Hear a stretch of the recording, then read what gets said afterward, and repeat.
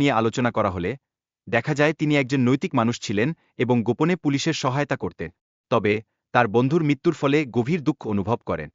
ভিডিওতে পার্কের বন্ধুর হত্যাকারী খুঁজতে তার সিনিয়র অফিসার গুতাকের সঙ্গে যোগাযোগ করার চেষ্টা তুলে ধরা হয়েছে। এই অনুসন্ধানটি পার্কের মানসিক অবস্থা আরও জটিল করে তোলে।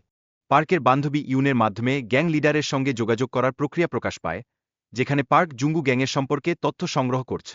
এটি তার উদ্যোগকে আরও ত্বরান্বিত করে। অফিসার ইয়ং হাসপাতালে আহত অবস্থায় ভর্তি হন এবং তার পেছনের গল্প ফ্ল্যাশব্যাকে দেখা যায়। ইয়ং আসলে একজন অপরাধী ছিলেন না, বরং তিনি একটি দুর্ঘটনার শিকার। পার্ক গ্যাংস্টার মিনঝুংকে খুঁজে বের করার জন্য হামলা চালায়, কিন্তু মিনঝুংয়ের গ্যাং সদস্যরা কিছুই জানে না। এই পরিস্থিতিতে পার্কের ক্রোধ আরও উত্তপ্ত হয়ে ওঠে। পুলিশ কমিশনার এবং গোয়েন্দা মংয়ের মধ্যে আলোচনা হয় যে মিনঝুংকে ট্রান্সফার করার খবর পুলিশের মধ্যে ফাঁস হয়ে গেছে। এই কারণেই কয়েদিদের খোঁজার কাজ শুরু হয়। ক্যাপ্টেন পুলিশ এবং অপরাধীদের সঙ্গে মিলে একটি শক্তিশালী গ্রুপ গঠন করে। এই গ্রুপটি অপরাধ তদন্তের কাজ করে এবং সাধারণ পুলিশ অফিসারদের থেকে ভিন্নভাবে কার্যকরী হয়। ইয়ং একজন ক্যাডেট, যার বাবা পুলিশ অফিসার ছিলেন। ক্যাপ্টেন তাকে একটি মিশনে যোগ দিতে বলেন, যাতে তার সাজা মাফ করা যায়। মিশনের শুরুতেই তারা লিলি নামে একটি স্ক্যামারকে ধরতে যায়।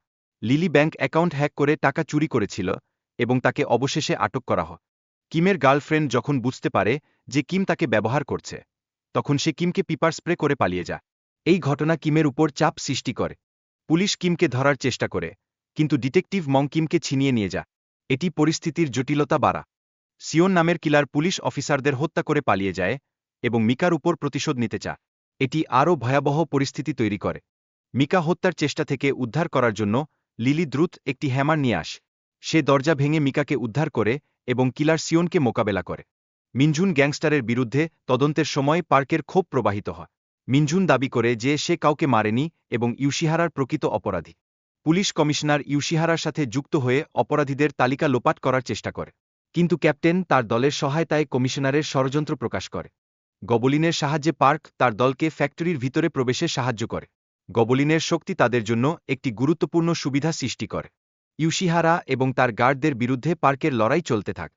পার্ক অবশেষে ইউশিহারাকে পরাজিত করে এবং প্রতিশোধ নেয়। পুলিশ কমিশনার পার্কের কাছে ঘুষের প্রস্তাব দেয়, কিন্তু পার্ক তাকে অজ্ঞান করে ফেলে। এই ঘটনার পর তাদের সাজা মকুফ করা হয়।